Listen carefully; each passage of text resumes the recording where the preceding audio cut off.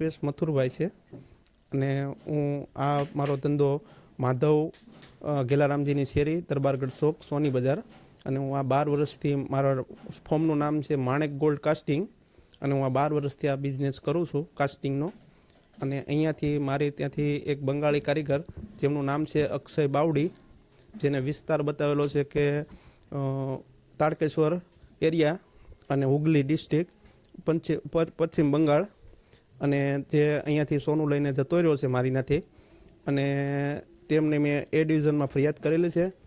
તે સર લોકોનો મને ફૂલ સપોર્ટ છે અને તે લોકો સારું કાર્ય પણ કરે છે. અત્યારે મને તે સપોર્ટ આપી આવી રીતે અને મારું સોનું મને પરત અપાવે એવી મારી નમ્ર વિનંતી છે.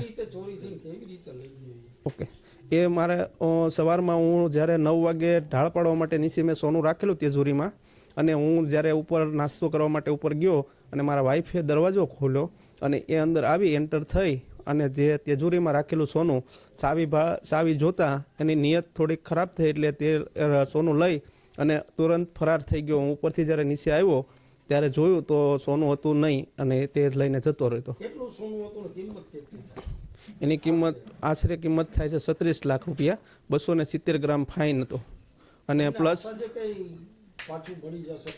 હા મને આશા છે કે આ સર લોકોનો જે પોલીસ લોકો સ્ટાફ છે તેનો મને ફૂલ સપોર્ટ છે અને તે લોકો મને બાંયધરી સાથે આમ જણાવેલું છે કે અમે તમને પરત આપવા માટે પૂરેપૂરી મદદ કરશું અને અપાવી પણ દઈશું એમ.